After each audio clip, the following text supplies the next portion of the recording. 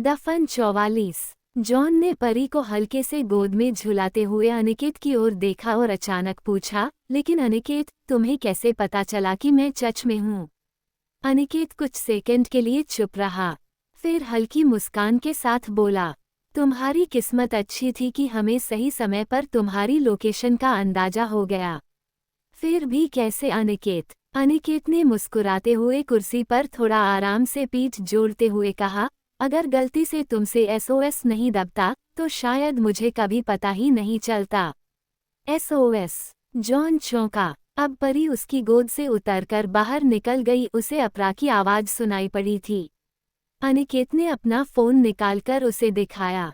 देखो, रात को तुम्हारे फोन से मुझे एक इमरजेंसी एसओएस अलर्ट आया था। लोकेशन भी शेयर हुई थी और वो सीधा चर्च के पास पिन कर रहा था।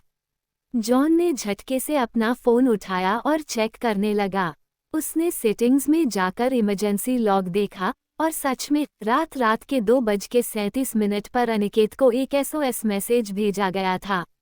लेकिन मैंने तो कुछ नहीं भेजा। हाँ, मुझे बस इतना याद है कि मैंने तुम्हें कॉल किया, बस फिर तो मैं शायद बेहोश ही हो गया। जॉन धीरे से बुदबुदाया। अनिकेत ने गंभीर स्वर में कहा, शायद गलती से पावर बटन 3 बार दब गया हो, या फिर। उसकी बात अधूरी रह गई। कमरे में एक अजीब सन्नाटा पसर गया था, या फिर किसी ने ये जानबूझकर करवाया। जॉन ने धीरे से कहा। अनिकेत और पलक एक दूसरे की ओर देखने लगे। अगर जॉन बेहोश था तो फिर एसओएस कैसे भेजा गया? कमरे में सन्नाटा पसरा हुआ था। अनिकेत, पलक और जॉन तीनों ही अपने अपने विचारों में खोए हुए थे। अगर जॉन बेहोश था तो फिर एसओएस कैसे भेजा गया? पलक ने धीरे से कहा, क्या ऐसा हो सकता है कि किसी ने तुम्हें बचाने के लिए ये संदेश भेजा हो? अनिकेत ने सिर हिलाया, लेकिन कौन?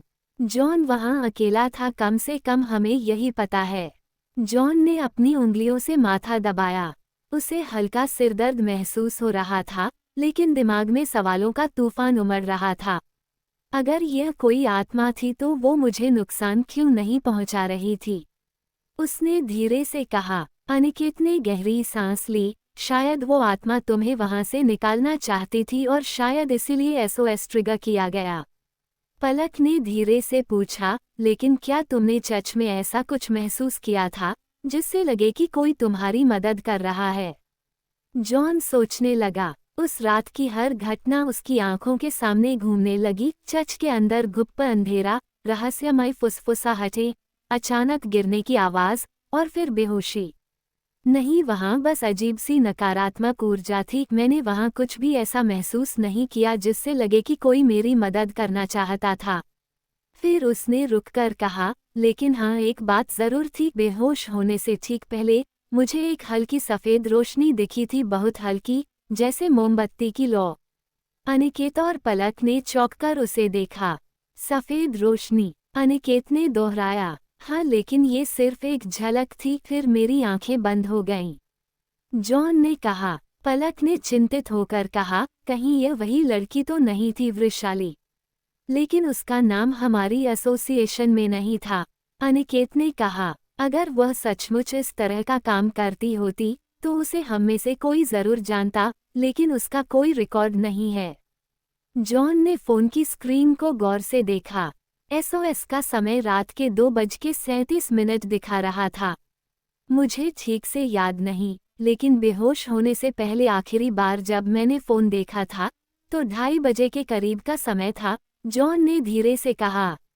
पलक ने धीरे से फुसफुसाया, यानी एसओएस तुम्हारे बेहोश होने के बाद ही गया था। अब मामला और पेचीदा हो गया था। तो सवाल ये है कि चर्च के अंदर आखिर था कौन? हमें वापस वहां जाना होगा जॉन, अनिकेत ने गंभीर स्वर में कहा।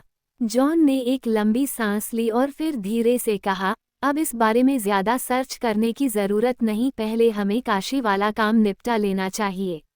इस पर अनिकेत हामी में सर हिलाता है। तो क्या आप फिर से काशी चले जाएंगे? पलक त्वरित पूछ उठी। तभी दरवाजे के पास से एक जानी पहचानी आवाज आई, दीदी, आप सब लोग बातें बाद में कर लेना, पहले आकर नाश्ता कर लीजिए। सबने मुड़कर देखा। बबली दरवाजे पर खड़ी थी। बबली आगे कहने लगी, रचित साहब भी आ गए हैं, सब बच्चे भी नाश्ते की टेबल पर आप सबका इंतजार कर रहे हैं। जॉन, अनिकेत और पलक ने एक दूसरे की ओर देखा। चच और वृषाली की बातें कुछ समय के लिए पीछे छूट गईं, क्योंकि अब नाश्ते की सुगंध पूरे कमरे में फैल चुकी थी। सुबह की हल्की धूप खिड़की से छनकर डाइनिंग टेबल पर आ रही थी। नाश्ते की महक पूरे घर में फैल चुकी थी। पलक ने टेबल पर गर्मा गर्म पराठे और फ्रूट जूस रखे थे। अनिकेत, जॉन और रचित टेबल पर बैठे हल्के फुल्के अंदाज में बातचीत कर रहे थे। वहीं पास में बच्चे अपने अपने अंदाज में शरारत कर रहे थे। अनिकेत मुस्कुराते हुए कहने लगा, जॉन, अब कैसा महसूस हो रहा है? कल की थकान उतर गई। जॉन भी उसी अंदाज में कहने लगा, थकान तो है, लेकिन पलक के इस पराठे ने आधा इलाज कर दिया है। सच कहूँ, इतनी बढ़िया खुशबू देखकर तो मैं लंदन की ब्रेकफास्ट भूल जाऊं। रचित भी मुस्कुराते हुए कहने लगा, तो फिर रोज आप खाया करो। पलक दी, आपके हाथ के पराठे जॉन को भारत में टिकाए रखेंगे। ये सुनते पलक भी मुस्करा उठी, अरे, आप सबका हमेशा स्वागत है, बस इन बच्चों को थोड़ा संभाल लेना, नहीं तो खाना ठंडा हो जाएगा। इधर परी चुपके से रुद्राक्ष की प्लेट में से पराठे का टुकड़ा उठाने की कोशिश कर रही थी, तभी रुद्राक्ष ने झट से पकड़ लिया। अरे परी, चोरी से पराठा खा रही हो? तुम्हारा भी बना है। इस पर परी मासूमियत से कह उठी, आपकी प्लेट वाला पराठा सबसे अच्छा लगता है। सभी जोर से हंस पड़े। तभी रुद्राक्ष ने अपनी प्लेट का पराठा अब परी को दे दिया। ये देख पलक बबली को आवाज लगाती हुई कहने लगी, बबली जल्दी लाओ और पराठा। बबली किचन से आवाज लगाती हुई कहने लगी, जी दीदी बस लाती हूँ। ये बीच में सिलेंडर चेंज करना पड़ गया था। तभी कुछ अलग हुआ। अनिकेत जो रुद्राक्ष के सामने बैठा था उसकी प्लेट में अपना पराठा बढ़ाता है। रुद्राक्ष मौन ही मना करता है, पर अनिकेत उसकी प्लेट में रखता हुआ कहने लगा, तुम शुरू करो। फिर उसने कुछ नहीं कहा और पराठा खाने लगा। तभी अपरा ने झट से बीच में बोलते हुए कहा, मेरे पराठे में भी जादू है, देखो। और वह भी अपनी प्लेट से पराठे का एक टुकड़ा उठाकर सबको दिखाने लगी। ये देख जॉन हंसते हुए कहने लगा, लगता है घर के बच्चों को असली जादू पराठों में ही नजर आता है। जादू है, क्योंकि इन्हें प्यार से बनाया गया है, कहता हुआ रचित मुस्करा देता है। बच्चे हंसते खेलते रहे और टेबल पर हल्की फुल्की बातें चलती रहीं। माहौल में सुकून था, एक सुखद पारिवारिक एहसास।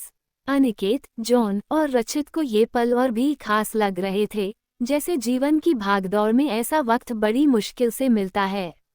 नाश्ते की यह सरल सी सुबह उन सबके रिश्तों को और भी गहरा कर गई। नाश्ते के बाद अनिकेत और जॉन बालकनी में खड़े थे। दिन की तेज रोशनी दूर तक फैली थी, लेकिन उनकी आंखों के सामने केवल बीते दिनों की घटनाएं घूम रही थीं। जॉन ने गहरी सांस लेते हुए कहा, अनिकेत, क्या तुमने कभी सोचा था कि काशी में हमारे साथ ऐसा कुछ होगा? अनिकेत ने हाथ में पकड़े चाय के कप से भाप उड़ते हुए देखी और शांत स्वर में बोला, हाँ, वहाँ जो हुआ वह केवल संयोग नहीं था। जॉन, जो अब भी अपने शरीर पर लगी चोटों को महसूस कर रहा था, हल्की हंसी में कह उठा, संयोग तो बिल्कुल नहीं था, वहाँ जो भी हुआ वो एक सिलसिला था, जैसे कोई हमें वहाँ खींच रहा था। वो लाइब्रेरी, वो ताबूत, वो अजीब ऊर्जा, और फिर मेरा वहाँ फंसना ऐसा क्यों लगा जैसे कोई चाहता था कि हम वहाँ जाएं। अनिकेत ने गंभीरता से कहा, काशी अनादिकाल से आध्यात्मिक और रहस्यमय ऊर्जा का केंद्र रही है। वहाँ जो कुछ भी हुआ वह सिर्फ पुरानी किताबों या इतिहास में लिखे तथ्यों का हिस्सा नहीं था, बल्कि यह किसी बड़ी योजना का हिस्सा हो सकता है। जॉन ने अनिकेत की ओर देखा, क्या तुम्हें भी यह महसूस हुआ कि वहाँ कोई छुपी हुई ताकतें हैं? वो लड़की जिसने मेरी मदद की, उसका अचानक वहाँ होना और फिर अचानक गायब हो जाना। अनिकेत हल्का मुस्कुराया, हाँ, और वो पैरानॉर्मल एक्सपर्ट भी थी, यानी कि उसका वहाँ होना कोई संयोग नहीं था। वह जानती थी कि कुछ गलत हो सकता है, पर एक बात साफ है, जॉन, ये सब अभी खत्म नहीं हुआ। जॉन ने बालकनी से दूर शहर की ओर देखा और धीरे से कहा, काशी अब भी हमें बुला रही है। अनिकेत, सवाल यह है कि क्या हम वापस जाने के लिए तैयार हैं? अनिकेत ने अपनी चाय का आखिरी घूंट लिया और गंभीर स्वर में कहा, हमें जाना ही होगा, जॉन, इस कहानी का अंत अभी बाकी है। हवा में एक रहस्यमय सन्नाटा पसर गया।